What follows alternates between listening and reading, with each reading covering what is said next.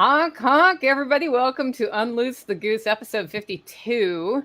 We're going to do a 2.0 episode today about civil disobedience. And today on the show, we have Professor CJ of the Dangerous History podcast. We have Xavier Hawk from Firon and Baseline. We have Jack Spirko from the Survival Podcast. I'm Nicole Sauce from Living Free in Tennessee. And I was so excited by the last episode. As we put our heads together, we thought, well, let's talk today about a second focus. So the first one focused on the why of civil disobedience. And today I want to cover a little bit more about what we've learned from examples of civil disobedience throughout the ages. And then I thought it's great that CJ had time to be on today's episode because he can give us some of those deeper insights into this. So we'll cover that. We're also going to talk a Newsbuster show or discussion about the eviction ban and all of these millions of people who are about to be kicked out of their house. Billions of Americans about to be thrown out on the streets. And then, of course, we'll end on Snooker the Goose. So let's start out with the first question. What is the background, or how would you define civil disobedience? And I'm going to start with you, Jack. We can do that, but aren't we skipping something really, really, really important? Yeah, totally. What's everybody drinking? I'm so happy. I am so happy. Why are you happy, Jack? Because of Yuengling. My love affair with Yuengling goes back to high school. I grew up in Pottsville, Pennsylvania, where this stuff comes from, and there's been no Yuengling in Texas until this year. And now there's Yuengling here, so I'm enjoying one on the home plate at bat and another on deck tonight. So does I'm it very taste happy. the same? Yeah, sort of. That's too complicated for this discussion. Yeah, all right. It tastes exactly like it does if you buy it in a can that looks like this in Pennsylvania where they make it. The original formula is, if you want that, get the Golden Pilsner. That's the original one. There was before the microbrew boom. There was one. That's what I drank in school.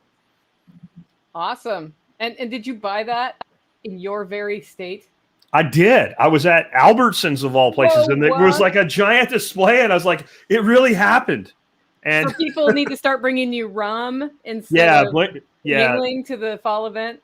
Yeah, I hesitate. Like, some people think I'm a scotch drinker, and I'm like, I hesitate to say what kind of scotch you need to bring me if you want to bring me scotch, because I feel bad about asking for people to bring me scotch that I actually drink.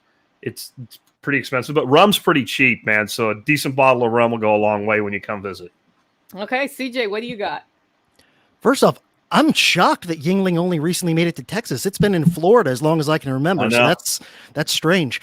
But I am enjoying a very, very needed and well-deserved, I believe, because I've had a hell of a week so far, Maker's Mark on the rocks. Oh, I approve of that. Sláinte. Okay. X, what do you got? Iced tea. Not very exciting. In a styrofoam cup, no less. Is that keeping it cold? I went to the school board meeting for Palm Beach County just as a curiosity. I wanted to see, what the sentiment and the feeling and the vibe was, and I stopped at the gas station, and that was the quickest thing. Well, I've got gin today. Very nice. I feel out of the loop. It's just been a gin week, probably for similar reasons that CJ has. Real gin, not mock gin. No, it's actual. Okay. Tanqueray tonight. Tanqueray, okay. I mean, hey, Rob, I see that. You can't leave the bottle on your desk, right? Oh, Rob's drinking Scissor Up. Scissor. That's Scissor. Yeah, I'm not sure what the hell that is. Urban drink with Sprite and Robitussin. And Hayes is up to some shit. I'm not sure what all that means, but yeah, Hayes is just having a great time. He's got his hand up, his mouth out, and a glass of something. Okay, let's go into Newsbusters. So I sent you guys y'all a link from CNN. Household evictions Warning from Goldman Sachs. So the Supreme Court ruled that the moratorium on evictions can no longer be enforced, and the sky is falling, and a whole bunch of people are being kicked out of their house. What do you guys think about the reporting on this topic? To me, it's a really, really complicated issue, morally speaking, because on the one hand, probably we all to some degree sympathize with the property rights of the landlord and like, hey, you're not paying your rent, I can't pay my bills. On the other hand, how many of these people, the reason they can't pay their bills is not actually their fault. It's the effects of lockdowns and that sort of thing, right? The state stepped in and, in some cases prevented them from going to work or running their business or whatever. So I don't know that there's any kind of like a clear-cut answer or solution to this particular problem. Jack? I disagree. These people have gone more than a year without having their rent enforced. They've been given multiple stimulus checks. If they are unemployed, they've gotten a kicker on top of that. How long do you do something like this for? I guess it depends on where they are and what the lockdown policies have been. Maybe if they've been in a place that's been locked down hard the whole time, it's a little different than if they're in places where the lockdown has been less severe or lasted less long. And I also kind of feel like the numbers are exaggerated. Yeah. I guess we'll see, but like if it's as bad as they say it is, then maybe real estate prices will stabilize when you have all these properties come up for availability. I think it's like most things, the media is overplaying it. I'm not saying it doesn't affect anybody, but I would bet that the total number of people who have not paid their rent for over a year that really didn't pay their rent, not because they could get away with it, but couldn't do it, is a fairly low number. That's my instinct on this. I don't know. I kind of agree with you. Like if you're in New York City or something, maybe like some places that are really heavily locked down, but Portland, most of Oregon. I don't know. And then in the end, if you want to come up with a social program for this, then pay the person's freaking rent for them, right? You're stealing money. You're printing trillions anyway. Don't expect me to eat the rent I'm supposed to get from my tenants, right? Like, how am I supposed to do that? The bank doesn't the bank can still take away my property, right? It doesn't help me, and there's nothing to balance this. Okay, so a lot of times we hear about things called unfunded mandates. That's when the federal government tells the states you have to do something, and it's not like you just do it. It's something that costs money, but the federal government makes you do it but doesn't pay for it.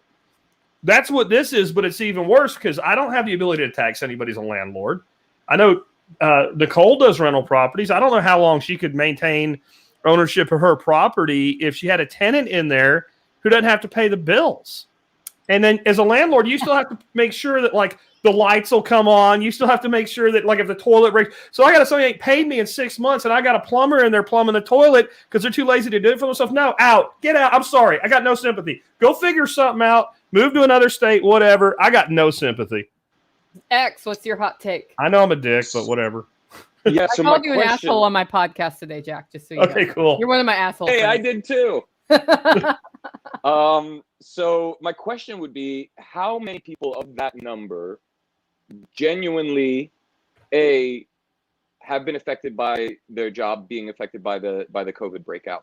Second would be, how many naturally or just operate regularly 3-4 months behind? Because I know people do that. I'd imagine that there's a percentage out of that list of people who are generally delinquent on their rent and, for whatever reasons are a couple months behind, and that they manage to keep their positions in their homes. So that is a factor. And then, like CJ said, I agree that it's a nuanced thing, but the fundamental core, the state really shouldn't have put that in the first place. And if so, should have had a money set aside to help those people relocate if needed, right? Not that there should be, that kind of a net anyway, but if it's there already and it's happening, they fuck this thing up big time. So I'm a landlord and I sympathize a lot with landlords who cannot get people out. So that's my bias going into this, right? I also had a situation during this moratorium where the guest of one of my tenants in an apartment complex pulled a gun on the tenant next door because they asked them to stop blocking the driveway so they could leave, and threatened to shoot their face normal off. response. Fuck. And one tool I did not have to deal with this problem was to give notice to the tenant to get out that had the violent guests, right? Wow. What I ended up doing was offer cash for the person to get out and not trash the place. And they got out. That's what I had to do because I could not get a court date to even get a violent with police report person out because the courts just weren't taking anything.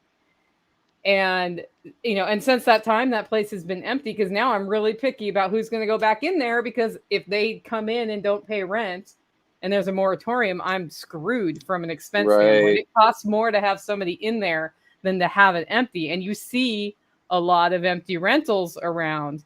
So on the one hand, we have people who have not had to pay rent, who have taken advantage of that.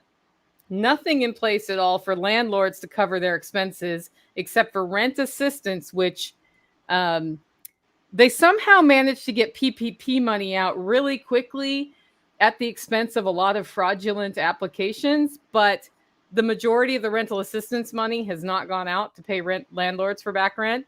Mm-hmm. And then you also have a situation where in a really bad situation, there is no tool to deal with it. So you have people who are stuck in situations where there may be a violent offender next door that can't be kicked out and they need to leave. You know, it's like, okay, well, I shouldn't have to leave, but I better get out of here because I'd rather leave than be dead, right? That's a really interesting scenario. I'd say unique and also fraught with a bunch of challenges. And, you know, as we go into the fall, right?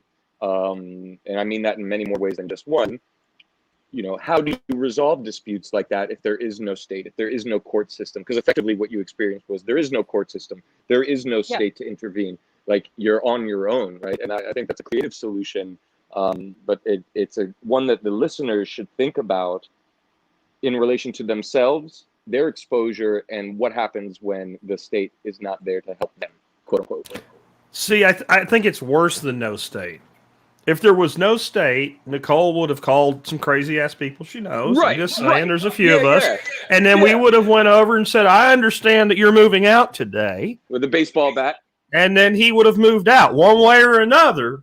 Yep. He wouldn't have got any money, but he would have left.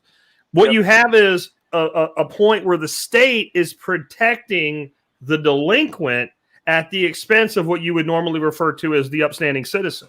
Yep. And that's just been par for the course. I mean, if you want to talk about, you know, deviancy here, we had the Supreme Court of the United States say this is bullshit, you can't do this. And then the Biden administration has that tard that runs CDC now come out and declare a health emergency and say the eviction ban stands for public health.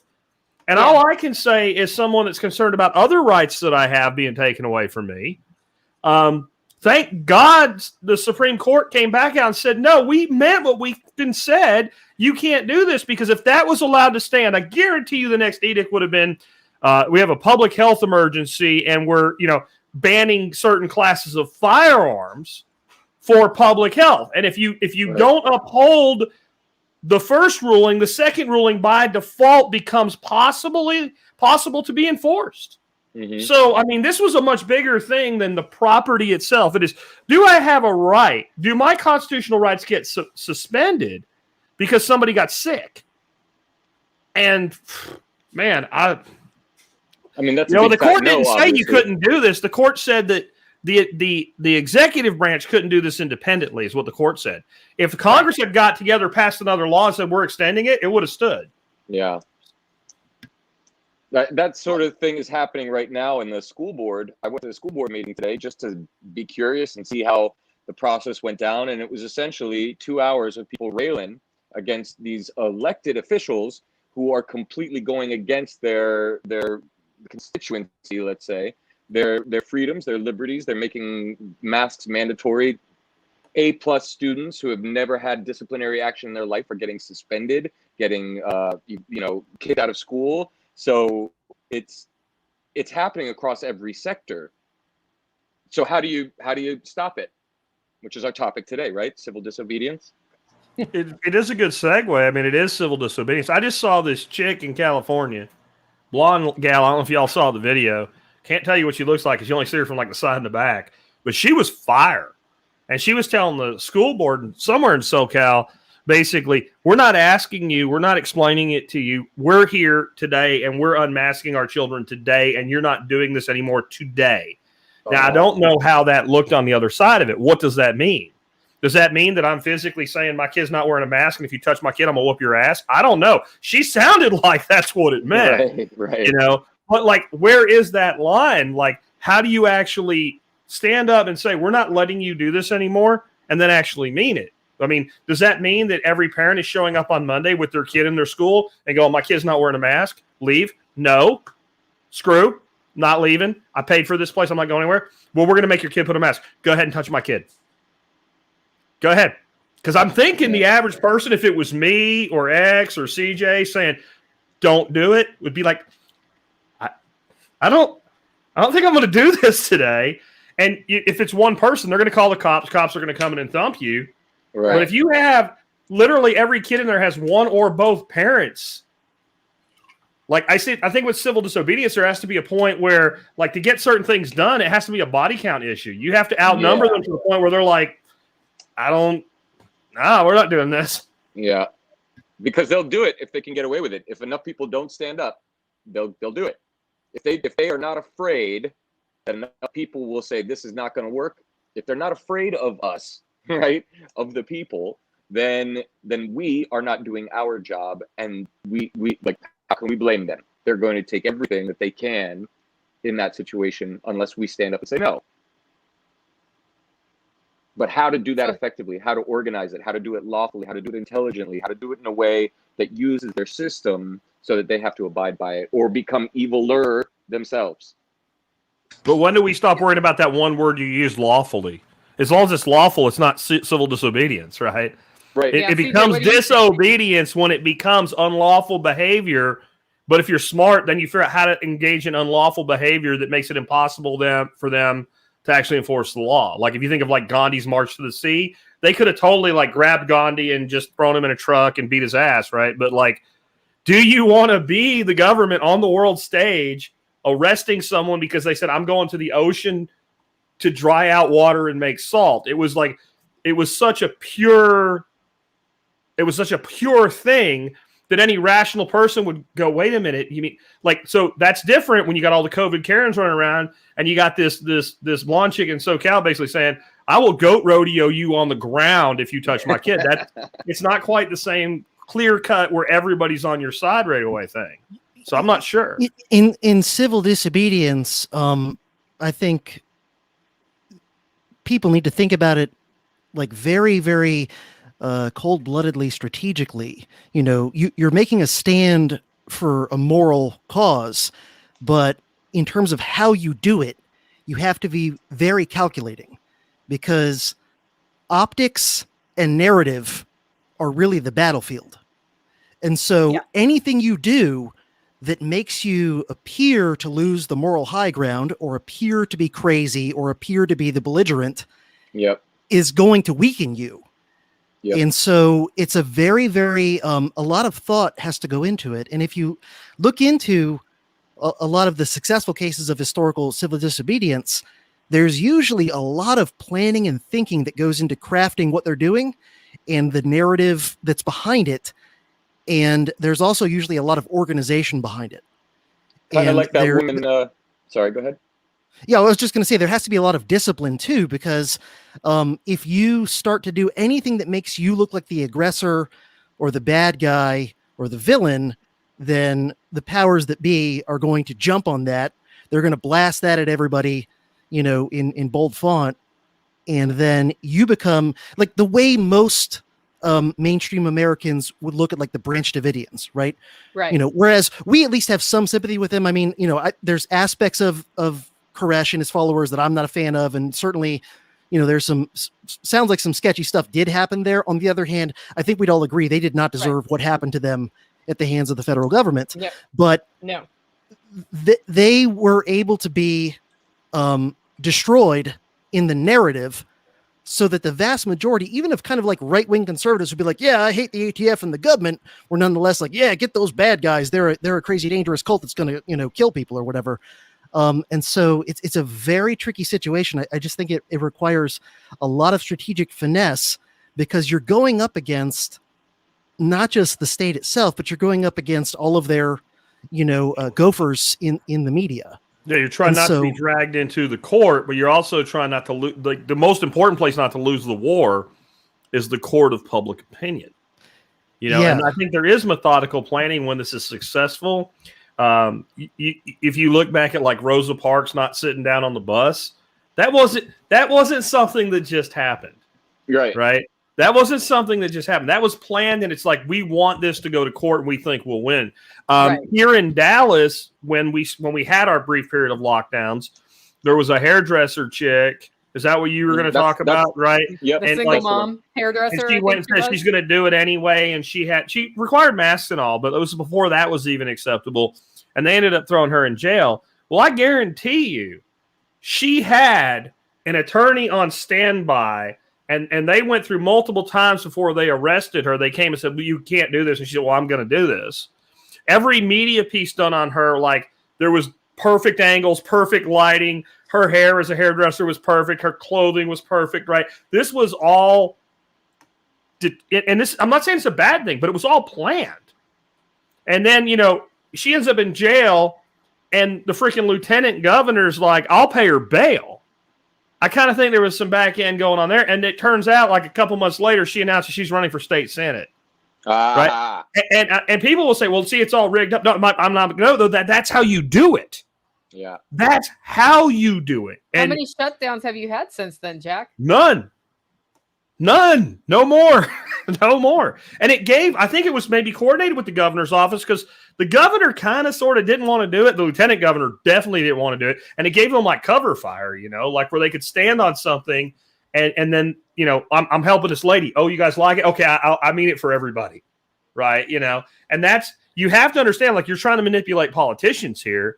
So you have to, it sounds, we don't want to do their sleazy crap, but we kind of have to, don't we?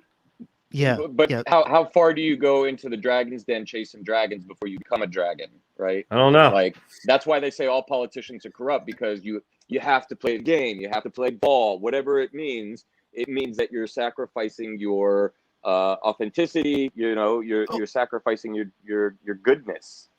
Well, the way I see it is sort of analogous to the way like you would look at a successful guerrilla movement on the violent side, obviously not civil disobedience, but like successful guerrilla movements win by fighting the war that they want to fight, and not fighting the war on the terms of their big conventional enemy with all the heavy duty firepower and everything like that. They figure out a way to fight a war their way, in a way that the big, it's the whole idea of David and Goliath. And I would suggest everybody maybe go read, everybody listening, go read Malcolm Gladwell's David and Goliath if you've never read it.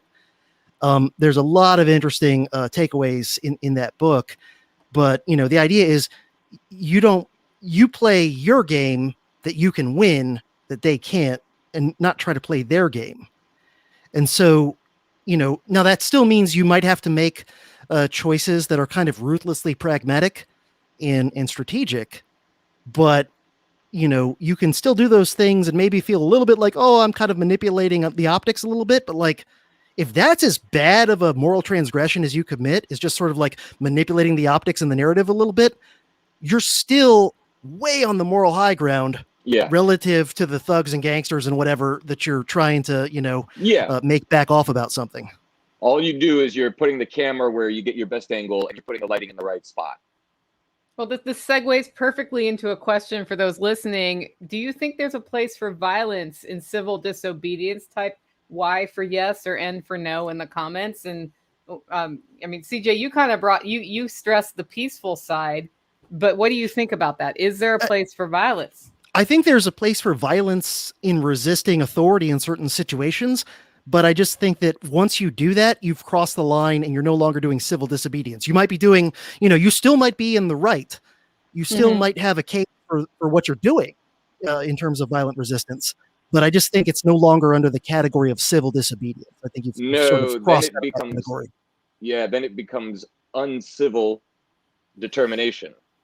Yeah, then it becomes, actual insurgency instead of insurgency by other means. Jack, you're muted. If it's unplanned, if it's uncoordinated, if it's not done with calculation, then we end up with a January 6th. We get a half-naked guy with buffalo horns on his head, taking a crap or whatever on Nancy Pelosi's desk.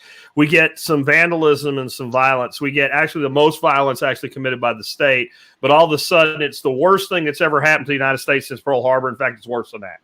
Right? And that's how the state's able to spin it. So in this thing, like once you go to violence, you have to, if you're going to do it, you either have to do it because you're defending yourself and you don't have an alternative.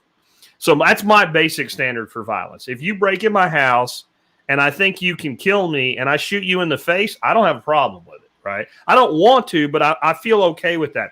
If you break in my house and it's a clear day and the lights are on and I realize you're completely unarmed, I'm going to start with at least maybe pointing the gun at you. I am not going to just shoot you because I can, right? I believe that violence needs to be sufficient to halt aggression, and any further than that, you're now the bad guy, right? Now, if I can't tell how big of a threat you are, and I come down on the side of like some dude broke in my house in the middle of the night, I don't know what the hell's going on. I got my wife here, my grandkids here. I'm sorry, you died?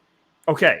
So I think we kind of have to, on some levels, be that way with the state up until we get to a point where we feel like, well, that's actually happening everywhere at once now. And then I think you are into the realm of insurrection, revolution, et cetera.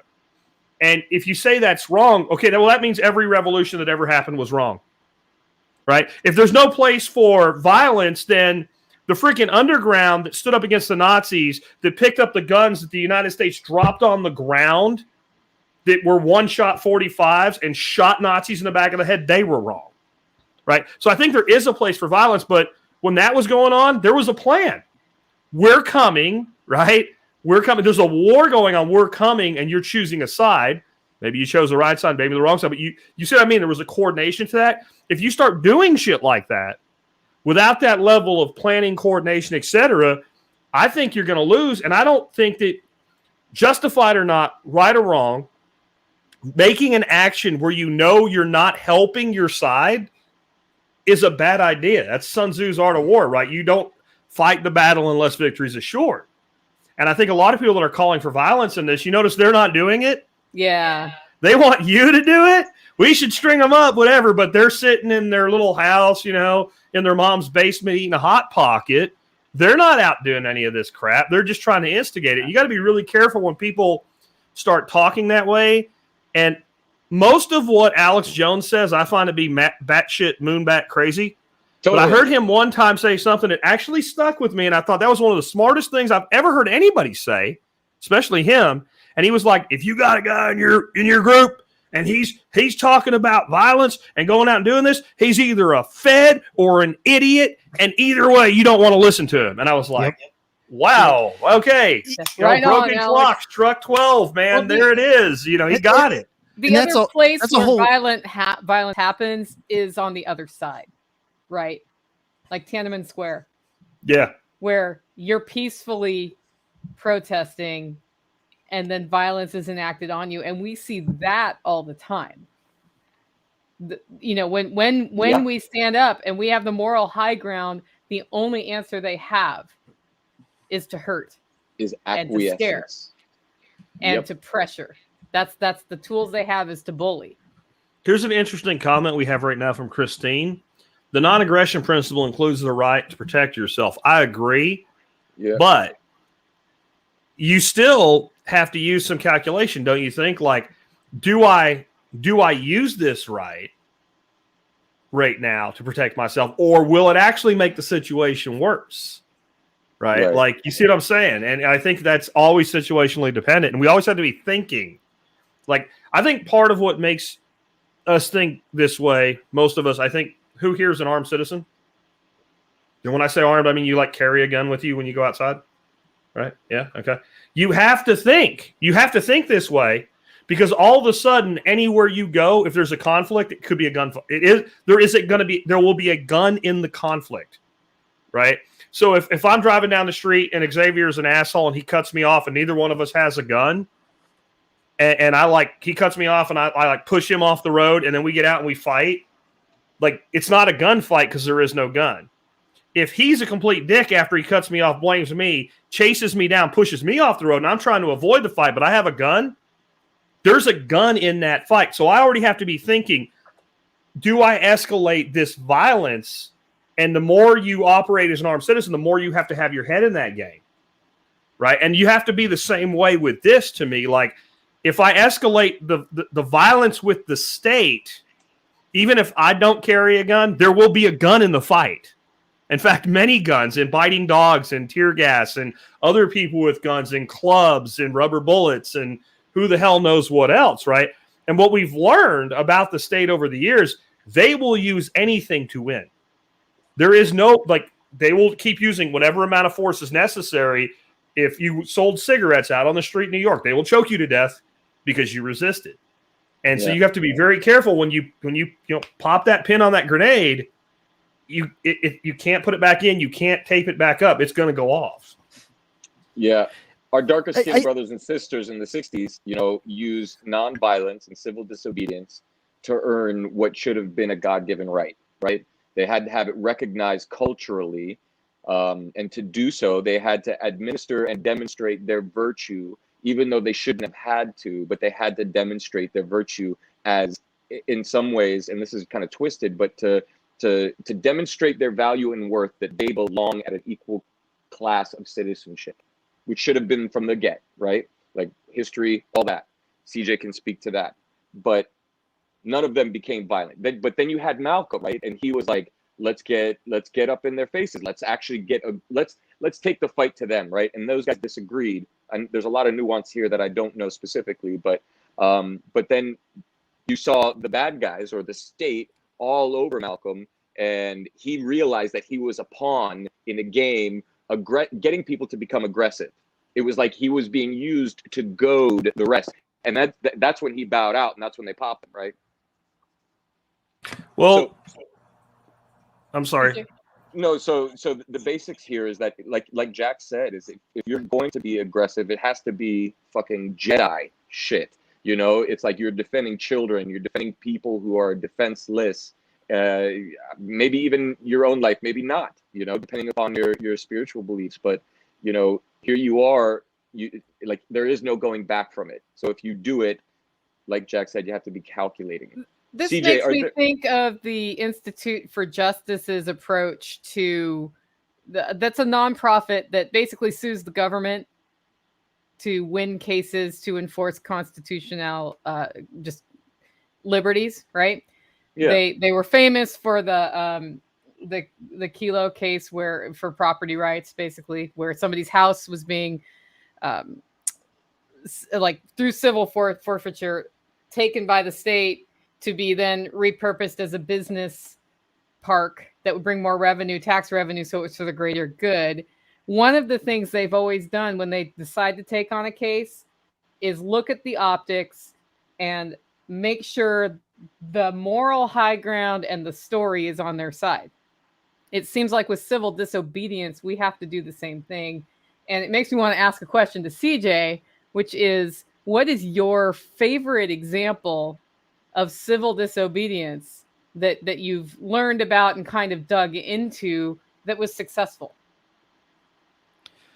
Well, there's a few, but one of my favorites is the movement in Poland in the 70s and 80s known as Solidarity, which is really interesting because it kind of evolved over time from something that started off very limited to something that then got big. Because with civil disobedience, there's kind of like two categories. There's civil disobedience where you're not trying to undermine the legitimacy of the entire system. You're just trying to get them to back off on one particular, nasty policy or law or whatever it is. And then there's civil disobedience where you're trying to undermine the entire system. Like you're seeking to ultimately overthrow an entire regime. And Solidarity started off as just like these, blue collar workers in Gdansk in Poland, in Danzig, basically doing like typical labor union stuff where they're like, hey, we just want better conditions, some more reasonable pay, that kind of thing. We're having a hard time, paying our bills and whatever. And then as the regime tried to snuff them out, and remember too, this is in the context of a communist government that claims we're on the side of the worker, we're all about the workers, we're trying to create the workers' paradise. And then, imagine how much it hurts their legitimacy if actual real workers are like, yeah, this sucks. We want to go on strike because this sucks, right? And so, unlike so many, socialist and communist movements, these were like actually the workers themselves. And they started off, protesting and striking for these very kind of like nuts and bolts, bread and butter issues, like, hey, we'd like a little bit better pay and conditions and whatever. And then as the regime tried to crack down, they kind of got more support. It's the classic sort of jujitsu of the successful, the successful civil disobedience movement is like you turn the state's strength against itself in a way, right? And it didn't take long before Solidarity was able to seize the moral high ground and sort of seize the narrative and the legitimacy. And, there's a lot of factors going on there that you have to think about strategically if you're trying to do something like this, which is things like the Communist Party in Poland was very much anti-Catholic. Most Polish people were very devoutly Catholic. And so, Solidarity and the guy who came to lead it, Lech Walesa, they were able to use that and use the support of just luck that there was a Polish Pope at the time and use that to turn much of the country on their side against the communists. And then they were also able to play on the legitimacy of, hey, they say they're for the workers' paradise, those communists. We're actually the workers, and we're telling you the communists are not our friends, right? And so, ultimately it leads, and it takes a lot of time, and, the leaders of Solidarity had to put up with going to jail, right? So you have to ask yourself, what are you willing to do? They went to jail repeatedly. They had to deal with, secret police surveillance and harassment constantly for over a decade. But, ultimately they were able to get the communist regime in Poland to get overthrown peacefully. And, I'm sure the Polish government since then has its problems. It's a state. I'm sure they do things that all of us wouldn't agree with. But like, you're crazy if you're not saying that Poland since like 1990 isn't a way better off place than it was under the boot of communism. Right. And, if they had just gone out in the street and started like punching cops and trying to fight with the secret police and whatever, they would have just been snuffed. And much of the rest of the population of the country would have been like, yeah, these are a bunch of, troublemakers, violent rioters, whatever. And like, good, I'm glad the cops are out there restoring law and order. Right. That 89 to 90 time period was a very interesting time to observe civil disobedience with the fall of the Eastern Bloc. Just, I remember in high school, just people, there was the barrier between East and West, and people said, screw you. We're going to jump in our cars and we're going to cross it. And what are you going to do about it if everybody crosses it? And we're talking about, the Berlin Wall where people got shot. Like full on machine gun down. Full on machine gun shot. All of a sudden it's like, well, if everybody's, crossing the wall, what are we going to do? We're just going to shoot everybody. And that was a strength in numbers, but that was a culmination of years of it. And also it was important in that particular context that by then Gorbachev was in charge of the Soviet government, because previously when Warsaw Pact states would try to break away from communism or break away from Soviet control, the Soviets, like with Hungary in the 50s, with Czechoslovakia in the 60s, they would just send in the Red Army and that'd be that, right? But it was just a matter of, number one, the Soviet system was becoming more bankrupt. And number two, luck of the draw, Gorbachev, who was a fairly decent human being, despite, believing that communism might be able to be made workable, he kind of let it be known that like, hey, we're not going to use brute force to hang on to our empire from now on. And so that gave way more people in East Germany a feeling of, hey, I might actually get away with this. Because, if East Germans tried to flee en masse when Stalin was still in charge, or even when Brezhnev was still in charge in like the 70s, the Red Army would have just gone in there with all the tanks they needed and would have ended it. So do you think they would have if the economics had been the same, though? If you had, let's say Lenin was like much younger man and was around in 1989, but the Soviet state itself was in economic collapse, but you had the will of a Lenin or a Khrushchev or something like that. Do you think they would have actually done that when their own, like, was it really Gorbachev being a nice guy? Or was it like, we got our own problems right now, like Lithuania's going, Ukraine is gone, like we can't, you know what I mean? It's kind of both, I think. And it's sort of like two things coming together simultaneously and people realizing it and taking advantage of it, right? Because if you look at North Korea right now, North Korea is in way worse economic shape than the Soviet Union ever even came close to. Yeah, but they're not trying to control Cambodia, right? There's a difference between having your own shit screwed up and like, from my place here, I'm going to exert force on the far ends of my empire. It's much easier to just hold on to your one little clump of dirt. And by the way, China has to, like, no matter how bad they get, China loves the fact that they're sitting there. I don't know if that's a good analogy. Well, I think it shows that, like, a horrific economic position alone. I mean, people in North Korea, like, don't have electricity. They're eating pine cones and each other. Yeah. And so if just economic misery alone was enough to make it possible to overthrow a regime or for civil disobedience to work, then, you know, North Korea would have collapsed a long time ago. So I think there's a certain amount of ruthlessness and brute force that can overcome, you know, even like a regime being weak economically, I would say. But so the brute force, right? So if you have a population that has been subservient and gotten to a point where they've lost their morale and they don't feel like they are righteous enough to stand up for themselves, and that the majority of the population is self-serving to the point where they're like, they don't have compassion for any other human beings because they don't have it, but also because they're just trying to survive. There's a mixture there in that prevents such a thing from happening, which allows sort of Mordor to continue festering. But when somebody stands up that's bright, that's righteous, that feels good, that feels like I should stand up for myself, whether I die or not, that inspires something in others to recognize that quality in themselves.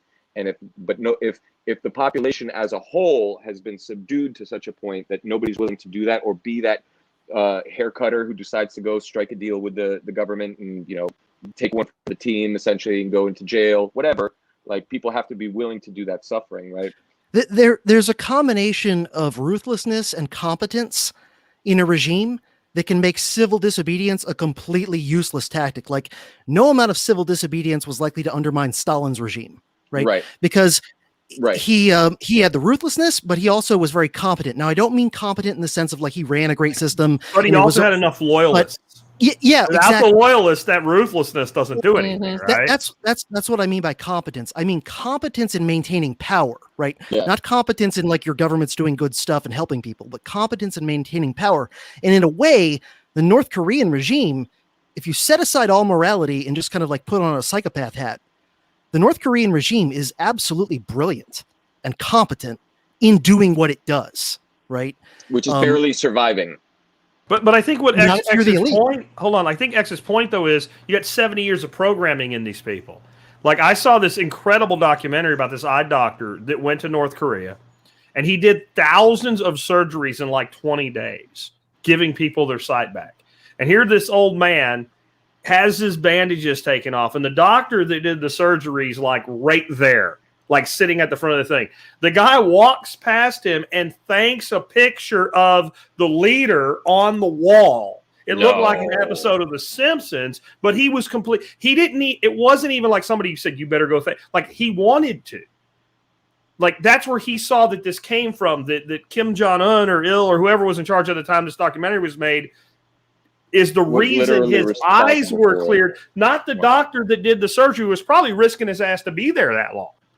Because he was an American doctor. Because they've been so effective at setting up essentially a nation that's a giant cult. And it's a cult that makes most cults look like amateurs. I mean, it makes Jonestown look like, you know, Jim Jones didn't know what the hell he was doing brainwashing people, right? So that's what I'm saying when I say that, like, strategically, there's certain times and places, there's certain situations where civil disobedience just is not a great tactic. Like, it might be the moral thing to do, but it might not be a workable thing. And so, I would just urge people thinking about this to think very much about things like strategy and prudence and practicality, because you got to have an end goal, right? Just standing up and screaming, "I hate masks," gets you exactly 0 steps forward. I mean, look at if that's France. your form of civil disobedience, right? It's how does it work together to make the change you want, and what is the change you want? Is it to overthrow the government? Is it to get rid of mask laws? Is it something else? I think when I look at civil disobedience that's worked, there's been an emotional change, like emotionally supported change, that is the moral high ground that happens as a result of it. However it's framed, whether I disagree with the change or agree with it, it's got that story, and it's a goal that's bigger than just the act itself. Yeah, I mean, I think people who want to use the strategy of civil disobedience need to think about it mostly in terms of like being a drama in a way, because that's like the level that you're trying to fight on. And so you can have all the morality behind you in the world, but if you're doing something that's just going to, not get anywhere and is just going to cause the vast majority, you got to think about who your audience is, right? Your audience is the regular people who are just trying to go to work, just trying to feed their families or whatever it is. And if you do something, that can be reasonably portrayed and spun as, look at this one crazy Yahoo doing something crazy, aren't you glad we got rid of him or whatever? It doesn't matter if all the morality in the world is on your side, right? It's going to just accomplish nothing. Right. And, if you're looking to just be a martyr and you don't even care if it accomplishes anything, like, knock yourself out. But if your goal is actually like a practical one to have some sort of positive change, you got to really put some thought into who your audience is, because anything you do that makes you look like the bad guy or a crazy person or whatever, right, is gonna be self-defeating. Yep. So two things come to mind when you say that. A, I'm just so glad you're here, CJ. I love the historical perspective. I learned something. Thanks, I appreciate it. Yeah, no, it's really great. And it really sparked a good discussion. The like the Buffalo Kid, right? Like Jack said, the guy who put on the buffalo horns, great heart, good kid. He was really a good kid, and just became a sort of tagline for the whole thing, right? He became the spirit of it, and like the spirit of it was locked up. And when you say the drama of it, you're right. Like and poor kid. I mean, he's in there and he's still like got no way to get out. And all he did was wear some funny clothes and go in there with everybody else. But like they make a scapegoat or a patsy essentially. Now, back to the story about like, so what do you guys think about like Standing Rock, for instance? Because that is civil disobedience, right? They were not violent in any way, shape, or form, but they still got the boot. They essentially got the boot stuck down on them. Now, would you consider that a failure? A failed civil example of failed civil disobedience? In a sense, yeah, because the goal was to get the pipeline stopped, and that didn't happen. It happened for a little bit, but it did. It did. Biden shut it down. It never got finished. There's a pipe there, but it doesn't do anything. There's nothing in it.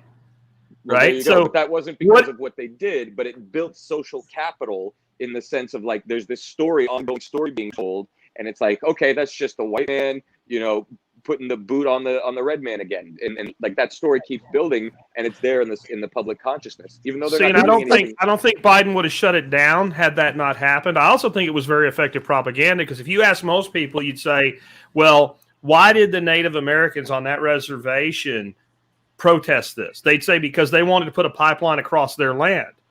And if you know the facts, they were not putting a pipeline on their land.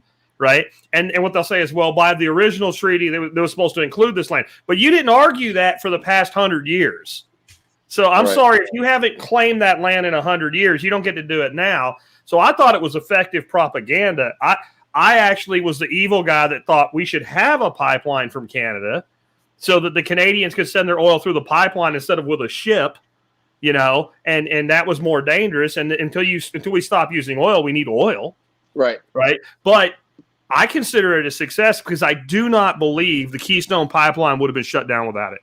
I think that Biden doesn't give a rip about any of this shit.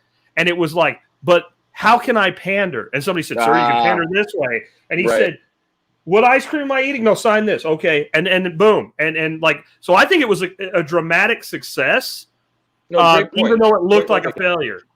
Yeah. Well, yeah. And again, the importance of optics and narrative, right? Because I mean, just think about the optics of the U.S. government sending in lots of thugs with guns against a bunch of Native Americans. Like, no matter what the actual nitty-gritty details are of the dispute or whatever, that's going to look real bad, right? So, and keep in mind, too, that most civil disobedience movements that ultimately get successful have a whole lot of what look like failures originally. True. Like, these things don't usually just happen overnight. It's usually like a decade or a couple of decades of building stuff.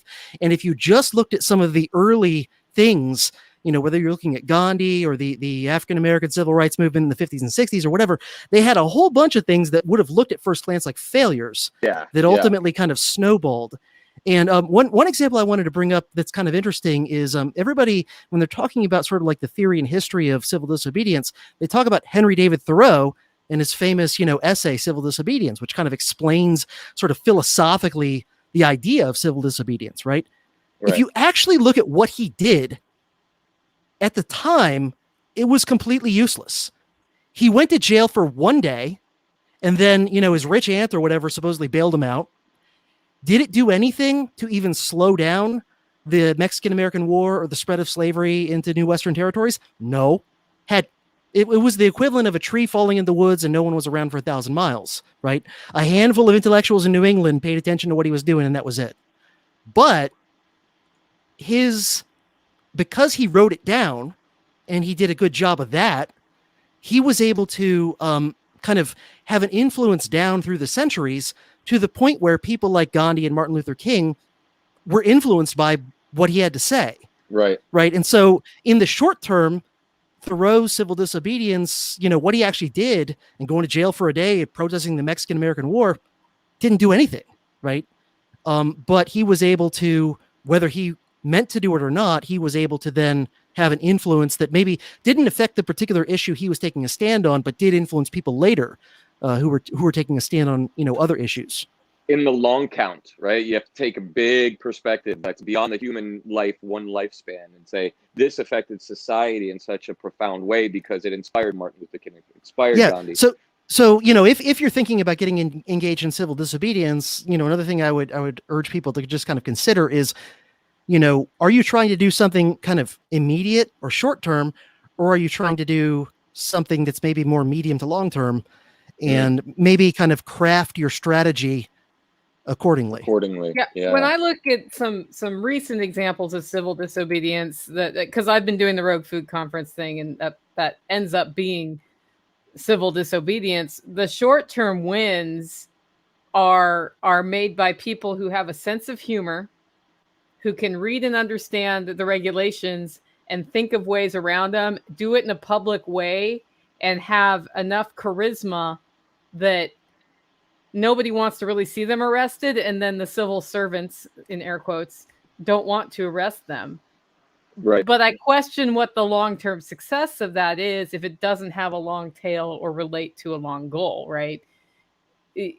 I'd much rather see some initial failures and long-term change towards freedom, of course, because I'm biased towards freedom, than a short-term win that then gets upended the other way, which is, I mean, I grew up in Oregon, and that's what would happen to freedoms there, is you would win something and there would be a small change in code or regulation or enforcement, and then it would go way the other way because it would be framed as this horrible thing for the environment or whatever by the opposing forces whose goals are not the environment.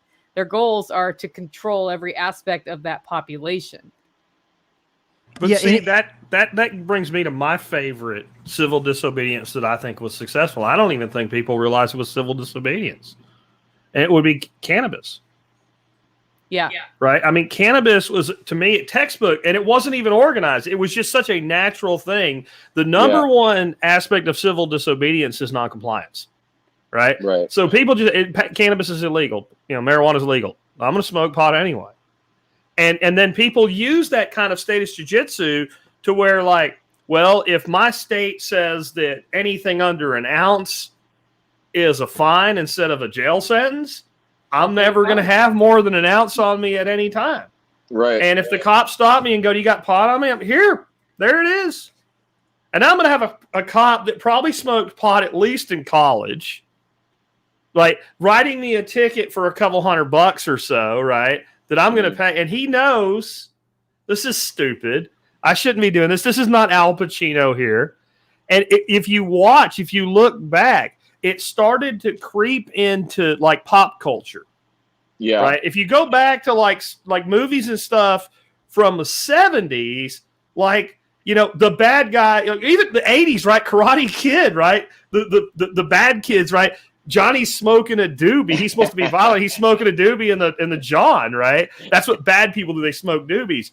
And like it creeped into where like you had movies with like DE agents and like they had a girlfriend and the girlfriend's like, "Well, he's smoking pot. You need to talk to him," talking about their own kid. He goes, "Nobody dies from pot," right? Like that kind of shit like creeped in and it just slowly eroded it and eventually became this big movement and, either legalization or decriminalization and all. But there's almost nowhere left in the country that anybody's going to go to jail for possessing a small amount of marijuana, right?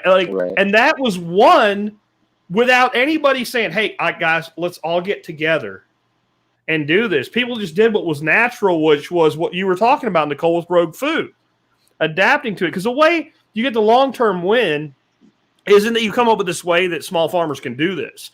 It's you get a whole bunch of people eating the food that you're not supposed to have, and then also it becomes personal. Wait a minute, why are you taking this away from me? Because what happened with cannabis, whether anybody wants to admit it or not, we got to the point where it was socially acceptable enough that everybody knew somebody in their life that was stoned once in a while or often, that didn't bother anybody, that didn't cause anybody any trouble whatsoever, and instead of talking about some nebulous druggie, you were talking about your buddy Brian, right? And you're like, but Brian doesn't bother anybody. He's stoned all day, doesn't bother anybody, never caused anybody any trouble. I don't want Brian to go to jail. And I think a lot of times, like swinging that public opinion is making people realize this evil thing doesn't actually cause you any trouble. And having some, even if you're not engaging in it, knowing someone that you don't want anything bad to happen to.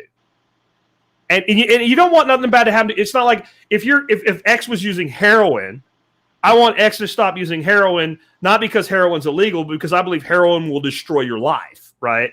But if X is smoking pot, like we might share some, right? Like I don't want him to stop using pot because I think it's going to hurt him. If there's any reason to be, back in the day, I might have thought you're going to get in trouble. Maybe you need to be a little bit smarter, have a little bit less on you, something. But like getting that public opinion to the point where it's like, we don't want this messed with.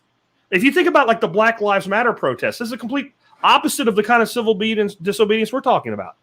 We don't want people out burning shit down, smashing people, throwing frozen bottles of water at people. We don't want that to happen. We don't want people setting things on fire. They did it, and by and large, they got away with it because they had the media on their side. Yeah. Right? So that shows you the importance, right, to me, of having support in mass. And until you have it, you have to figure out how to get it instead of worrying about like, are we violent or not? Like, how do you get the average person to just go, leave them the fuck alone, right? I mean, that's what you're looking for, is where the average person goes, leave them the fuck alone. Why? My wife, like, she used to believe everything the TV said years and years ago when it came to like foreign policy and all. And now when we're like messing around with other countries, she's like, why can't we leave people the fuck alone? Right. And I'm like, you've graduated. That's what we're looking for, isn't it? Yeah, I think there's that civil disobedience going on now with masks. The idea that everybody has to wear these, face diapers that are ineffective and demonstrate your gullibility and your herd mentality and your weakness in spirit and all of these things, you know, the narrative, right? Back to CJ's point, it's like you have to control the narrative. And right now we don't. It's a battle between certain, and the media tips the scales in such a big way. And what we have to be able to do is tell the story of how dangerous these things are, but we're getting canceled left and right on different social media platforms. So how, in today's day and age, right? I actually was inspired by this woman named Tori. I you know, the same episode I blew up Freedom Cells in the Survival podcast. I talked about Tori Says. She's organizing a campaign of thousands of people across the country to mail like full-on letters, written letters, printed out, envelope, everything. And that those are going to legislators, they're going to generals, they're going to military personnel, and holding them accountable in a way that's intimate, right? It's different if somebody's yelling at you with a megaphone. It's different if somebody's, you know, recording a message and leaving it on the answering machine. You're distant from that. But you pick up a letter, which is so novel these days, and they're actually reading it, right? CJ, I saw you put your finger up. Is that, you want to say something? No, actually, I was just scratching my face. Oh, sorry. I can get ranting and I don't want to. So, you know, what she's doing, I think, is an effective form of very civil disobedience, in the sense that, and she twisted the words, disappointing. I am disappointing my leaders. I am disappointing my legislators. I'm disappointing my representatives. I am literally removing their appointment as this representative of me. I'm declaring my sovereignty and saying, you no longer have that position in my mind in any effective way. And I think that mix with Gandhi's sort of, you know, non-compliance, you know, the civil non-compliance, it just has to have the right kind of numbers for it to be effective, and how to tell that story properly. And I don't think anybody's told it effectively enough. Go ahead. Sorry. Well, I'm thinking, let's think of some examples that have been ineffective in history. Like, what example been effective? Okay. comes civil, because you can learn from why was it ineffective, right? So what example comes to mind of an ineffective act of civil disobedience as a failure? Tiananmen Square 30 years ago, or Hong Kong more recently. And honestly, I've been racking my brain the last couple of days, you know, before coming on to talk to you all about this, trying to figure out, could I think of a way in which civil disobedience could have been successful either at Tiananmen Square or in Hong Kong recently? And honestly, I'm drawing a blank because I don't know that, given the situation that those unfortunate people are in, that there's any kind of a good answer. And I know that that's sort of a downer and a black pill, but I don't know. Well, why did they fail? Because the regime was willing to do whatever it takes to snuff it out. And they were competent, again, not in the sense of being like good rulers, but in the sense of being good at doing what is needed to be done to stay in power, right? They were competent in that sense. And they had enough of their own population either actively still on their side, or at least apathetic enough to be like, hey, the people in charge are the people in charge. And so the only thing I can think of, and I'm not as familiar, honestly, with sort of the details of the Hong Kong situation more recently, and probably it'll be many years, if ever, before we know quite exactly what all was going on there behind the scenes and underground and whatever. But just looking at Tiananmen Square and what I do know of that, I think that one of the problems there might have been not doing enough groundwork ahead of time. Like, I think my understanding is that those were somewhat spontaneous, that it was one of those like sort of snowball things where, you know, one group started to protest on a smaller scale and then people spontaneously came out to protest. And that can be effective if the regime is either not so ruthless, or if it's not so competent, or both. Like that kind of thing happened in some of the Eastern Bloc countries where it was somewhat spontaneous. Yeah, Ukraine, that's what happened to Ukraine. Yeah. But if the regime is ruthless and competent, you need to really do a lot of pre-work, like maybe even a decade, doing the work of sort of, you know, for lack of a better term, propaganda, in a positive sense here, of trying to get out, you know, your narrative. There you go. There's the more positive version, right? But trying to get a greater percentage of the population on your side before you go walking out into Tiananmen Square to try and stare down the tanks. So my best hypothesis right now is that failed because there wasn't enough preliminary groundwork done paving Was there the just way. not even enough will among the people? It looks big to you, but if 80% of the people actually had in China like the way China is, exactly, like, are you going to be able to change it? If you look at, so can it be that what looks like civil disobedience is too much coming from without? Like a recent example, complete abject failure of civil disobedience, Afghanistan. If you think about it, the Afghan army, all the people that cooperated with the Americans, that was a willful act of civil disobedience against the ruling body, which before we went in there and bombed the shit out of everything was the Taliban, right? And then the minute we left, it was a goat fuck on steroids, right? Like, because the will within wasn't there to stand against it. And so I think Tiananmen, it just wasn't there. I think Hong Kong, I think those guys, there was a lot of people and they risked a lot, and a lot of them got disappeared. A lot of them probably ended up dead. I think they really felt that the West would come to their aid, and the West was like, Meh. sorry, no, we're not. CJ, what were you going to say? Well, with Tiananmen Square, one of the things I know that happened was most of the demonstrators were relatively affluent, educated, urban people. And the vast majority of China's population isn't that. And one thing they did when because they let the demonstrations go for a while, and then they were like, all right, that's it, you're done. And when they flipped that switch, one of the moves they did that I think was really important was they brought in soldiers who were like rural soldiers from totally different areas of this giant country than Beijing. And so it would be like if you had, I don't know, giant pro-freedom demonstrations in like one particular American state, and the feds just brought in, let's say you had like giant pro-freedom demonstrations. I know this is a fantasy, but in New York City. And let's say like the red states were not at all in sympathy with what was going on there. And let's say you just brought in a bunch of federalized National Guard from Texas and Utah and whatever, who have no sympathy with these New York pretty boy, city boy types. And not only that, see them as traitors. That's a common move that empires do, by the way. Like when the British were running India, they would recruit troops from one area of India and then use them to hold power in a different area on the other side of the country. Well, or even another part of the empire, right? Too, right? It's not just geography. There's a class difference if you're hitting people who are less affluent to come in and deal with the affluent upstarts. There's a class difference. There's a class difference. There's a cultural difference, all that. And so, this is one of the things that can sometimes make like giant, complicated, multi-ethnic empires harder to play this way because they have the capability to bring in troops from another corner of the empire who have no real feeling of sympathy or solidarity with maybe whoever's demonstrating or resisting or whatever.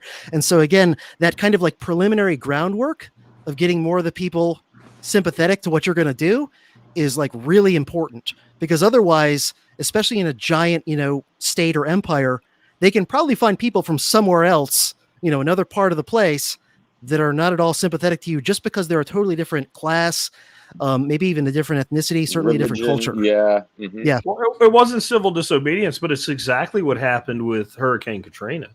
We had all these people with their homes damaged, looting going on, and whatever. And the moron running as the governor at the time of Louisiana said, "We're going to have seize the guns."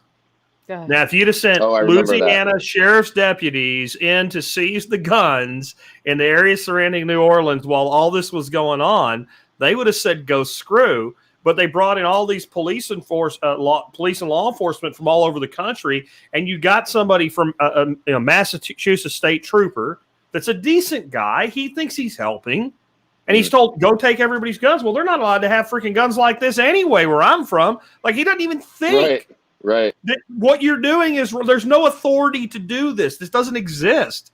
And they went in and they did it, So that tactic they didn't really have time to think about it. I think that was just, it kind of happened and it worked out that way. If you have time to think about it, like CJ's saying, yeah, that's a very effective tactic. You bring in, and they did this, like, especially the British Empire. They were masters of this in more than one way.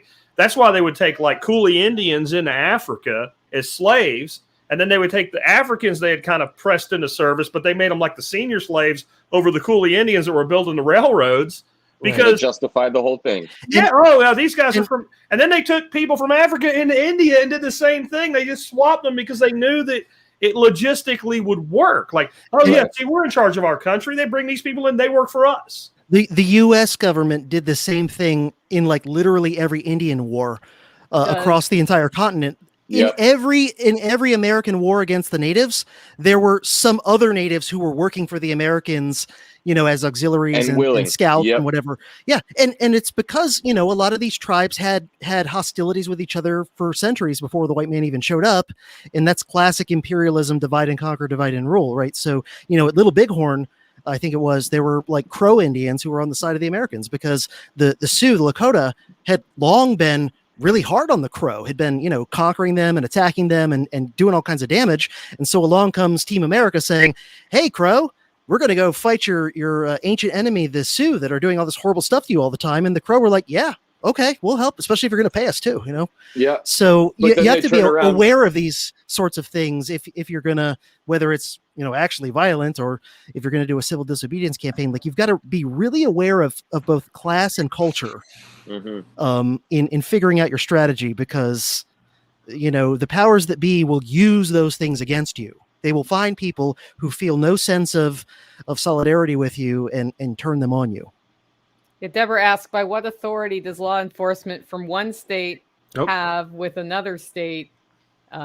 Jack and I are in conflict. Trying. Stop it! Leave it alone. I got it. Anyway, there you go. I'm going to answer it. It's the authority you give them. That's 100% it. If you give them authority, they have it. It doesn't matter if they officially have it or not. But they do officially have it if your governor has granted it and said we're taking aid from another state. That's how that works. You're an officer of the peace, and then you can be detached to another state. It happens all the time. It happens with law enforcement. It happens with firefighters. It happens with all types of professions.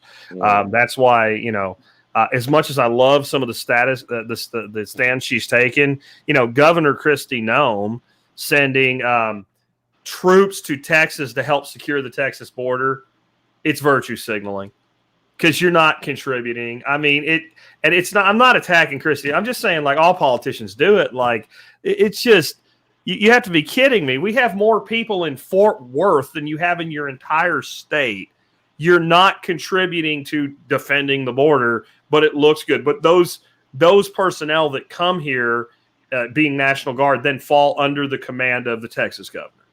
So that's two governors making a deal, and that's where they derive that authority from. If you want to say it's when you grant them the authority, that applies to everybody then, right? So, turning point. In your opinion, is it time for real civil disobedience? In the chat, say yes or no. And guys, yes or no, and why? Who wants to go first? I'll go first, I guess. The question is numbers, right? I brought up the mask thing earlier. There are enough people to say no, but then there are equally enough people, or at least enough people to make it in question, that are saying yes. And when we're talking civil disobedience, like, things have been moving at such the playing field itself has shaken and changed in such a big way. And I think it goes back to CJ's point, like, you have to think in terms of decades now, right? Children have been indoctrinated to such a high degree to accept socialism and communism as viable, you know, alternatives to the most prosperous country in the world, right? And so we've got like a level of mind control, or at least faulty reasoning and faulty thinking, that is backed up with virtue, right? That's why everybody's virtue signaling. It's like, I've got virtue, we're good, but it's a false sense of virtue. And it's so convoluted. And this has been my concern with agorism, libertarianism, or any other, you know, alternative to the blue-red paradigm. You know, is there enough of an organized, congruent value system or body or culture, right, that people want to stand up enough and have still enough morale to stand up for liberty and truth. Everybody here in this and in our community that listens are all people who take accountability for themselves. They say, my life is valuable to some degree, that I'm actually going to get involved in my own life and help determine it. Do we have the numbers? And if so, how do we organize them? And rather than disobedience to say, I want to resist something, how can we galvanize those people to build something new? Because you naturally uplift or support somebody's stance if you resist them, right? You're validating it at a very charge-based magnetic level. And if we just say, fuck all of that. That's why agorism is so cool. It's like, we're going to build something better and we're just going to do it, right? So I don't even know if civil disobedience is necessary, but I know creative cooperation is.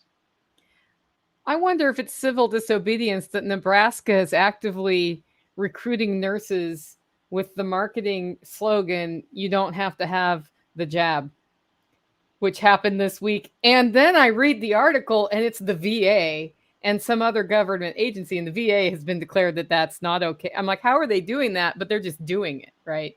But is that again, civil disobedience? You're justifying their right to mandate when they have none, right? Yeah. And that's it. People are just sort of like, oh, they're saying we have to do this thing now. Well, I guess we have to do this thing now, instead of questioning and being like, no, I think. But my point is, they're using that, the opposite of that. If we don't care, come here, because we have a nursing shortage. That's a great free market thing. And I was like, finally, somebody did it.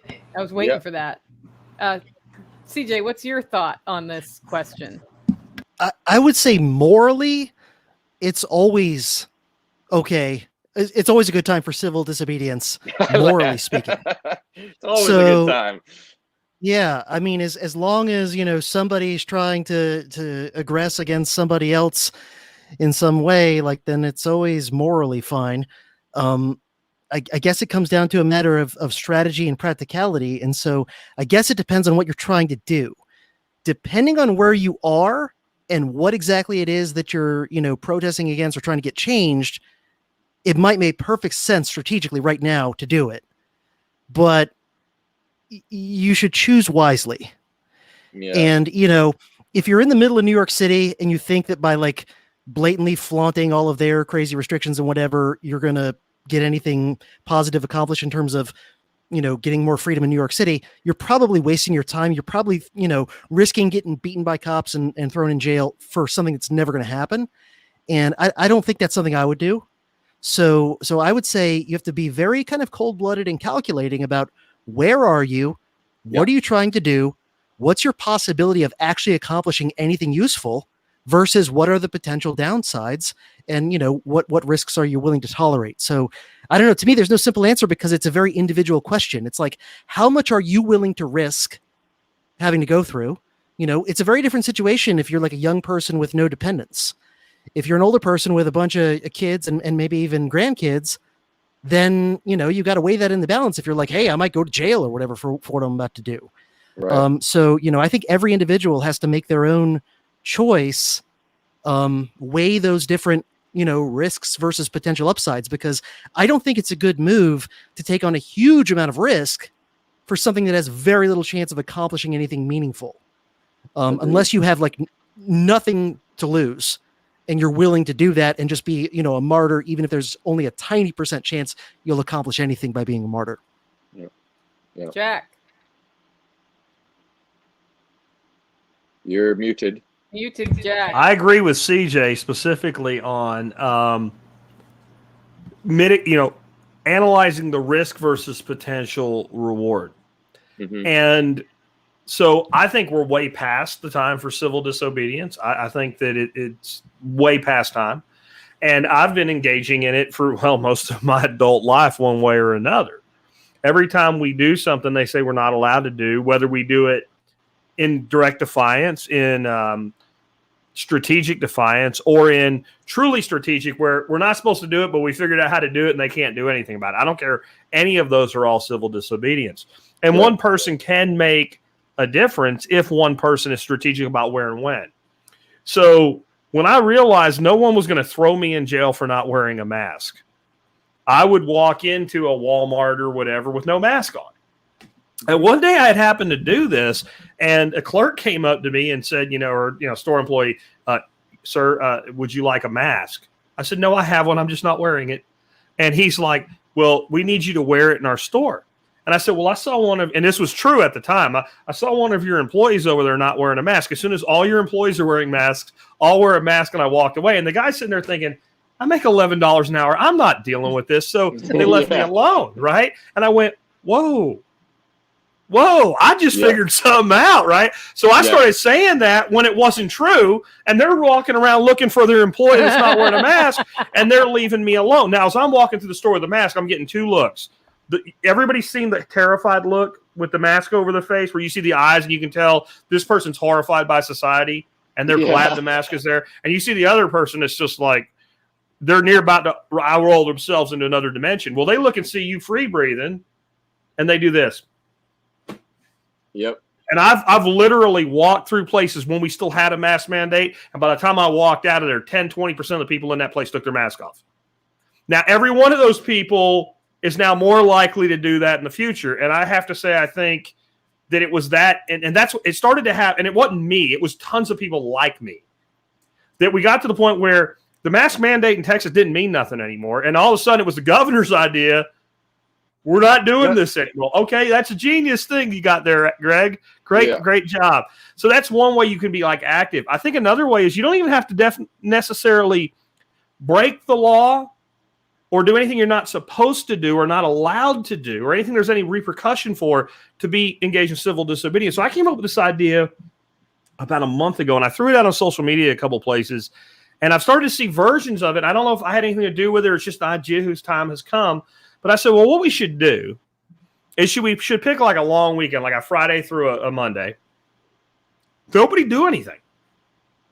Just don't spend $1. Don't go anywhere. Just like self-imposed lockdown, sort of.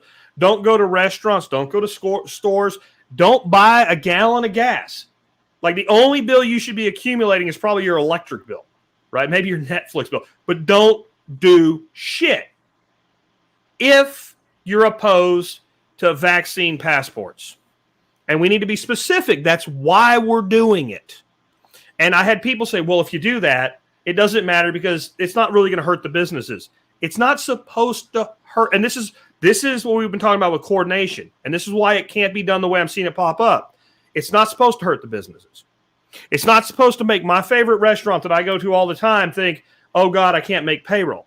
3 days is not going to do that. They're going to be okay. What it's supposed to make them do is go, this is what it looks like when people that will not comply can't come to my restaurant. We're talking about a swing in public opinion here to where the restaurant owners go, no.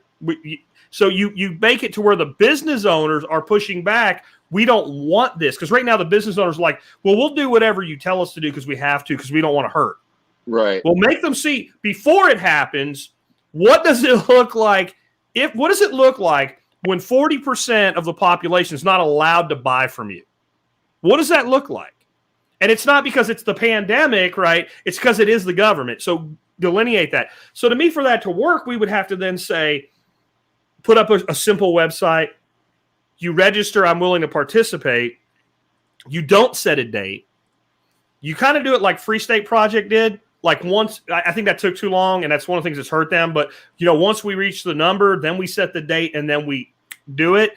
Because if you have 200,000 people, that sounds like a big deal. Across the United States with 330 million, no one will notice it. Not a big deal. You got to get to a point where you have like 20, 30, 40 million people that say, I'm in. And then you say, okay, it's going to be this date to this date. You have 3 weeks to get your shit together. And you've committed and you're in. And I think, like, if you're going to do something, that's the kind of thing to do right now. But it has to be coordinated. Because if you don't coordinate it, it's just some asshole. Like, somebody hears what I said, and then they put out a thing that says, on November 4th, we're not going. No one's going to do that. I've been seeing shit like that since it started. Yeah. It has to be coordinated. It has to be coordinated, and it has to be all 50 states. Yeah. And it has to hurt in the states where it's less likely to have as many supporters, or it's not gonna, like Cali. It's not gonna go. Like that. Yeah, right? But coordinated. You need like people. It has to be open too. Like just because you got the vaccine, doesn't mean you can't participate. Because Right. I think that we're missing this. There are shitloads of people that got the vaccine that are not pro-mandate, and they didn't even want the vaccine. Like one guy I know is a fellow podcaster. We had a little bit of debate in social media, and then finally I'm like, dude, just be honest. You travel internationally. You're justifying the decision that you think vaccines might help with the fact that if you didn't get the vaccine, you can't travel internationally. And he was like, well, yeah. Yeah. Okay, so that guy's not on board with having to show a passport to go to the delicatessen in New York City, So right? we take a week off of spending money, or Just a a week week. off of spending money? Maybe a weekend. Just let all the business owners who will be impacted by this decision see, what does it look like? Black Friday would be great. Ooh, I don't go out anyway, right? And no Cyber Monday shit either. Like, you don't buy shit online. You don't order shit from Amazon. You don't hurt my coffee business, anything. but yeah. You don't could do this. Like, and it's not like an Unloose the Goose thing. It's just a thing. Like, no, whatever the title is, no mandates, period, or .com, whatever. Fuck off Friday. I mean, like, that's brilliant. I love that. Fuck off Friday. Buy your shit on Saturday. Yeah, like, it would just be Catherine like this. Austin Fitz does that. She says, don't use any cards on Friday, because if everybody decides to use cash, then it'll slow down the march towards totalitarian blockchain ownership of everybody. See, but do you think that matters? Do you think anybody's going to do that? Like, I think you need something that's part of what we're talking about tonight. You need simple, easy to understand, and you got to know why. Because, like I said, my number one objection had been, well, it won't really hurt the businesses. I don't do boycotts. I'm not a boycott person. Like, let's all boycott Xavier because his hair is stupid. Like, I don't do that, right? Like, what I think we do is we need to say, this is who you're fucking over if you allow this. CJ. And these are the people that tip your waitresses. These are the people that buy your freaking, T-shirts. These are the people that spend the money with, and this is, to be clear, you got to be like, and this is what has to be clear, that everybody's involved understands. This does not mean stay home and order fucking DoorDash, right? Because then you fucked it up. You have to be like, we are not participating in the economy. Ribeye nights at my house on the grill. That's what that is. Yeah, and I think 3 days might be better than a week, because I think you'll get greater full participation.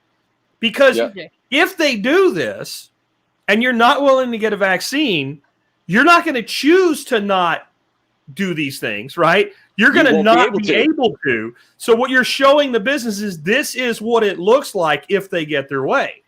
And in some ways, I feel like, is it even worth it in this country? Because I feel like we've given the fuck up. I look over at what's going on in France, and they're like wheeling out effigies of the freaking guillotine and shit, right? The freaking guy checking the door at the restaurant that's required to, because France has basically vaccine passports. And they have the guy at the door, and his instructions are basically to do this. Like, so you bring your phone to me, and I'm like, yeah. Like they don't even look at it, and that's their protest, is they're just letting people in. Like, so I think like that you had something to say, though. Is that correct? Well, a few things. Yeah, one is, it sounds like sort of basically a consumerism strike that you're talking about, right? More than a boycott, it's almost like a strike, like a general strike of consumers.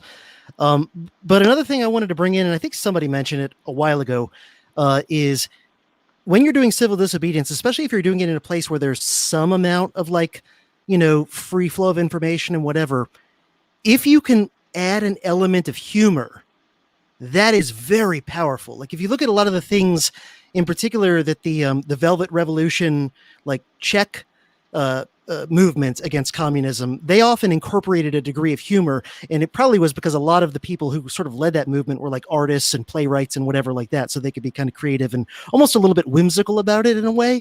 But it worked.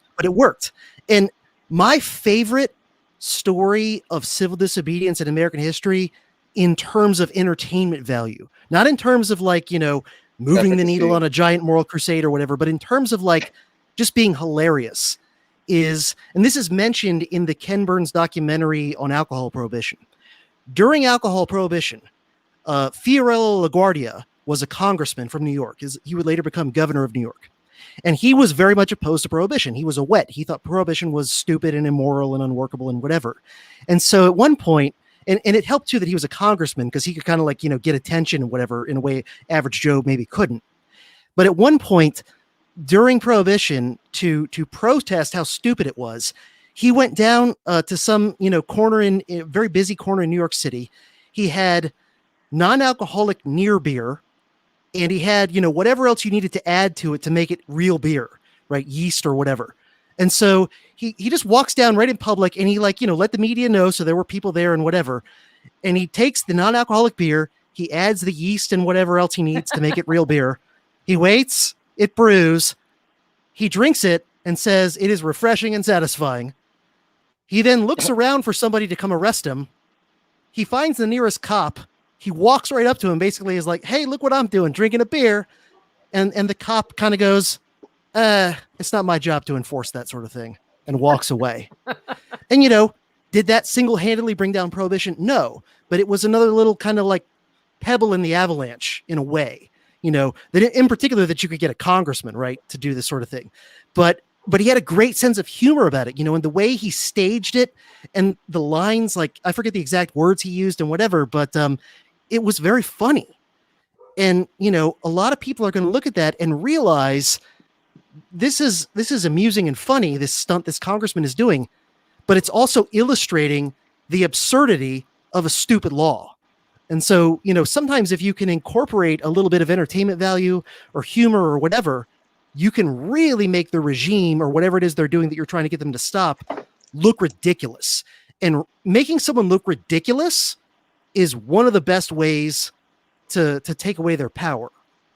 All right, so how do we incorporate that into Fuck Off Friday? Fuck Off Friday. Well, I mean, the name's a good start. It is, right? I don't know. Like, it's not exactly what CJ said, but wouldn't it be kind of cool that, like, we picked some sort of hashtag and posted just thousands and thousands upon thousands of pictures of us just hanging out with our friends and family and not spending money in their economy? Like drinking moonshine and mead and pictures like we posted when the lockdown started of me hanging out with my grandkids and playing classic rock music and hanging out by the pond and stuff. Like, because people were like, people were afraid. And I'm like, I'm not hiding from my grandkids. Right. I'm not giving up 1 minute with my family for your fear bitch bullshit. Right. Like, so maybe that's kind of part of like the pile on, like, all of us could be spending money with you, but we're not. If they enforce this shit they're talking about passing, it's not going to be by our choice for 3 days. It's going to be mandated. And I think the big thing, and maybe this is kind of a catchphrase or something, like, we're not doing it. I mean, that's my thing. Like, I'm not doing this. You can put whatever restrictions you want on me, and you can take your vaccine and shove it all the way up your ass. I'm not doing this. You're not getting me to do this. And I'm the most nonviolent person you meet. But if you come here and try to do this to me, you're going to see the violent side of me. And I've been trained in violence. I will show you what it looks like. Like, I have my limit. And I think that, like, that's kind of where we're at. This is our limit. This is our line. Yes, this is the hill I will die on. I'm not letting you do this to me. I'm not letting you do this to my children. I'm not letting you do this to my grandchildren. You can go fuck yourself. And here's me having a good time. And I think we need to tap into our vaccinated friends who also don't agree with the vaccination passport. So don't make it about unvaccinated versus vaccinated. It's simply about the passport. My right to refuse. Papers. It's about my right to refuse. Because I know a lot of vaccinated people who give zero fucks about if anybody else gets vaccinated. Right. I mean, they give some of them care, but they certainly don't want to force a needle into an arm. Well, even if you have been vaccinated, you should not be okay with having papers to travel, even if you can get them. Right? Like that's what this is about. This isn't really about vaccinated or unvaccinated. This is about, I need a digital passport to buy fucking bacon. Right. No, that's not okay in America. And I think that to me is as simple as Gandhi saying, I'm going to march to the sea and make salt. Yeah. Like, I do not need papers to travel.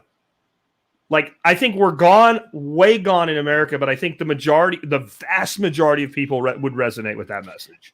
That's why, to me, it's important to not make the narrative be, are you vaccinated or are you not vaccinated? Right. But to make the narrative, are you cool with it being mandatory, and are you cool with the passports and all that stuff, right? And the tracking. Because I think you're right that there's a lot of people who, for whatever reason, did get vaccinated, who, still are not cool with the idea of forcing it on people who don't want it, and still aren't cool with Papers, Please or whatever, or the digital version of Papers, Please.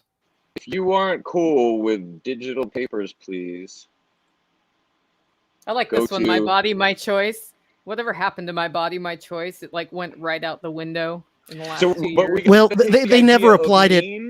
They never applied it consistently. Right.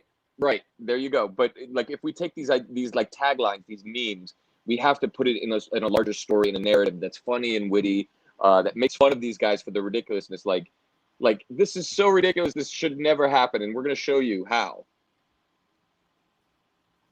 Yeah. Well, I never got to say my opinion about if I think it's time, so Jeez. I'm just going to assert my moderator powers here and talk about that for a second. I'm 100% on board with it's always been time. It has always been time to stand up and opt out on your own, and I think there's a great opportunity right now with all the bullshit that's happened in the last almost 2 years now, I guess 18 to 20 months, where people woke up, looked around, did not like what they saw all of a sudden, and then got scared and didn't know what to do. We can show them something to do that's peaceful and move forward with that, and help give people courage by framing something like Fuck Off Friday in a way that's funny. And it's kind of a low risk. Let me say, that's not what I think we should call it. You're not going to, obviously not, but you know what I mean. It's not. It's something you can do that is an act of civil disobedience, that it has a goal, an overarching goal, or grounded in the moral high ground. That's not not probably going to land anybody in jail. Because nobody said you had to go shopping on Black Friday. That's what I'm saying. Like, prefer not to. Is civil disobedience really necessarily breaking the law? See, I don't think there's anything in what I said we should maybe do and figure out how to like refine it that's actually illegal. Staying home and not doing shit is what they made us do for, depending on where you are, for Texas 40 days, for some places freaking a year. So we're just doing what you said. We're just doing it in a way that makes it clear. And it's interesting that by most of the country is open to a degree. By opening, they actually become vulnerable to this. Because I'm going to tell you, if you're a restaurant owner and you know this is coming, and like, okay, first of all, and you end up being lucky that half your people don't come to work because you have nothing for them to do. And you've been full up on Fridays. And there's 4 people in there terrified, wearing a mask, pulling it down and taking a drink and putting it back on. And that's what your restaurant looks like. It just got personal, right? It just got to where, Nicole and I are fighting, man. That's co-admin facility capabilities there. But yeah, I think that I think it would make an impact on me if I'm a business owner. And it doesn't really, I got to be very clear about this. If this gets done and I'm in any way associated with causing it, I don't want to hurt the people that run these businesses. It's not, let's punish you because you're pro anything. It's, I just want you to understand the segment of society that if you let this happen, you will have to do without. This is what it looks like when 40% of the population, who I'm going to guess are the majority of people, that, especially like restaurants, that go out in the first place because we're not afraid, that don't go to freaking McDonald's. We go to, Gloria's or Riata or something, and that we tip well. Because if you don't have clientele that tips well, you can't get good servers.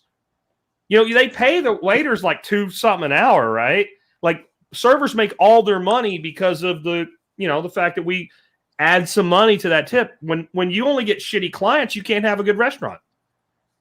I'm sorry. I think it's time that we do something. And that's the only thing I can come up with here that actually might work. Well, guys, if you're listening to this and you're like, I got a better idea, the best way to get the better idea to us is email us by going to unloosethegoose.com and clicking on contact, and those emails go to us. I would love to hear ideas from the masses of people who listen to this podcast, because we continue to grow and y'all have very different perspectives than we do. And I think it's important to hear that. I'm going to transition us, because we're coming up on 2 hours, to Snooker the Goose. What?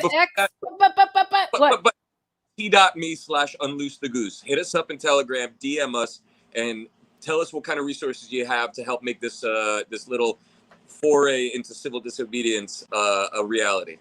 Okay, Snooker. Valid. Snooker. Who wants to snooker? For Snooker the Goose is where we ask another goose any question we want to. Who wants to go first? We're going to do 4 total questions.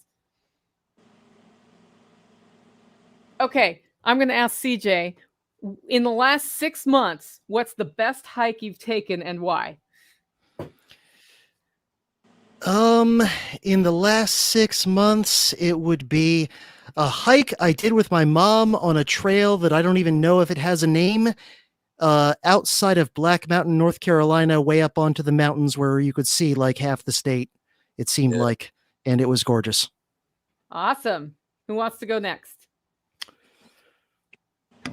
Mine is for all 3 geese that are here. Well, actually, it's for 2, because I know the answer from Nicole is going to be yes, because she's always here. Are you 2 other pikers going to come to TSP 2021 Fall Workshop and not say you're going to come and then not show up, but actually come and hang out with people? I got COVID that last time. That's not legit. It's middle of October. You got the COVIDs. Okay, so you can't get the COVIDs twice. That you can't use this as an excuse again. I'm not sure if I followed the question. It seemed like there were a lot of double negatives. Are you going to come but not come, but say you're going to come but not show up, but sort of show up, but maybe be there? Like, well, I'm being unfair to you. It's not unfair to X because he did it. It wouldn't be unfair if Sal was here because he did it. Somebody else did it too. I don't remember who.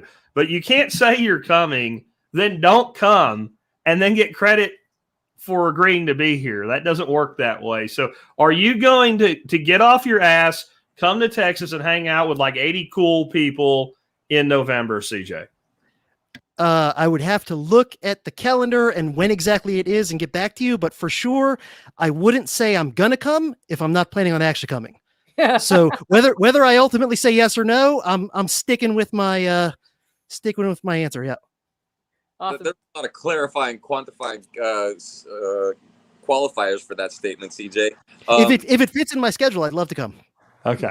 Yeah, my assistant can pencil you in. No, I'm in. Yeah, he knows my answer. Jack, I get to drive a car that's not going to strand me. That's like new this year. Nicole's always here, man. I don't even have to ask. She just comes, Yeah. I'm bringing she helps. Feta. She gives us assistance, and she brings coffee, and she's awesome. So I got a freeze dryer this year, Jack, and I freeze dried strawberries from my property, and I'm going to pour bourbon in this jar of strawberries, and they're going to soak up all that liquid because they're totally dry, and they're going to be tasty snacks at your workshop. That's my plan. Mountains. So here's my out of all of the things that you make yourself, besides coffee, what is your favorite? Whether it be like a chicken coop that you built well, or a bourbon that you've made yourself, or a tea that you picked and grew yourself. What is your favorite self-reliant homesteading thing? Oh, okay. You just took it out of the creative arena. That makes it a lot easier. Okay, there you go. Okay. I was going to be like, pickles? The songs I write? Come on, man. Out of everything, I think my favorite right now is cheese. I make a lot of cheese that's homemade. I bring feta to Jack's, but I've really been into I used to be really into alcohol fermentation, but I've been into milk fermentation for a couple of years. And the longer I get into it, the more I learn. It's kind of an art, and you go by feel, even though there's a recipe, but it's also something that you get better at over time. Cool. So, yeah. Have you ever heard of Lebny, by the way? Oh, yeah. Yeah. You make that as well? I could. I have not. I would be down to try some of your Lebny. Yeah. I grew up on that. Okay, I've got a very specific question for Jack. I know that one thing you and I have in common is we both enjoy saltwater fishing on the coast of Florida. So I would ask you, what would you say is your favorite species of fish to catch when you're fishing in Florida, near shore saltwater? What's just your overall absolute favorite where when you hook up with one, you're like, oh, this is awesome? From a sporting prospect or from an eating prospect? Oh, good follow-up. Let's say one of each. Okay. From a sporting prospect, snook. It's like somebody took a bass and gave it psychedelic drugs and steroids.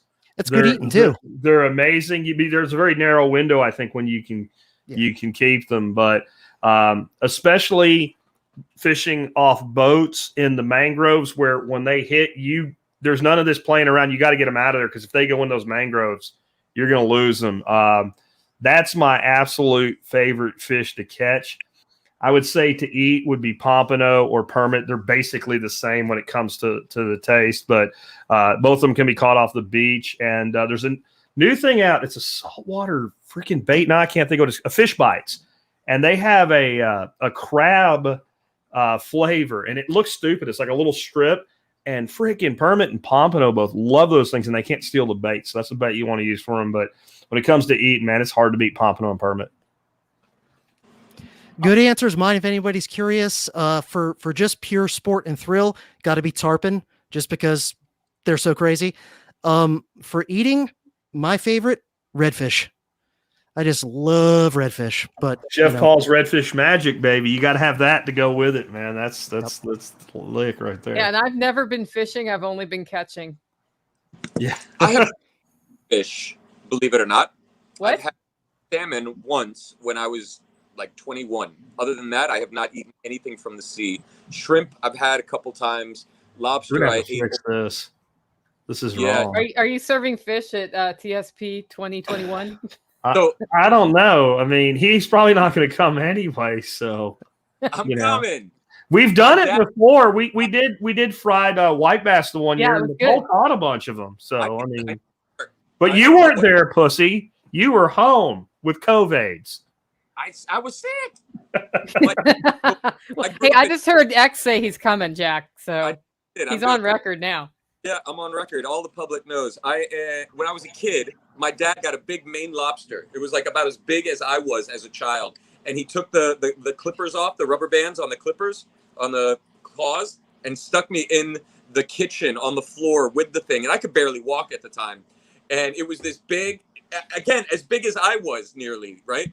And traumatized me to the point I never looked at anything from the sea the same again. I feel like you shouldn't be allowed to reside in Florida, though. With your no seafood policy, that just seems wrong. Yep. No, I got to start eating fish. I got to learn about fish. So that's my next growing edge in homesteading and survival and self-reliance. Awesome. Well, this has been episode 52 of Unloose the Goose. We've got CJ from the Dangerous History Podcast, Xavier Hawk from Firon and Baseline, Jack from the Survival Podcast. I'm Nicole Sauce from Living Free in Tennessee. If you want to help give the show a boost, share this episode. If you liked it, shoot a link to your friends. We've got, we're on Odyssey, we're on YouTube. The podcast audio will go out tomorrow on most podcasters. And go get shit done, guys. And this was the birth of Fuck Off Friday. Fuck Off Friday, that's right. And as we sign off, honk. Honk, honk.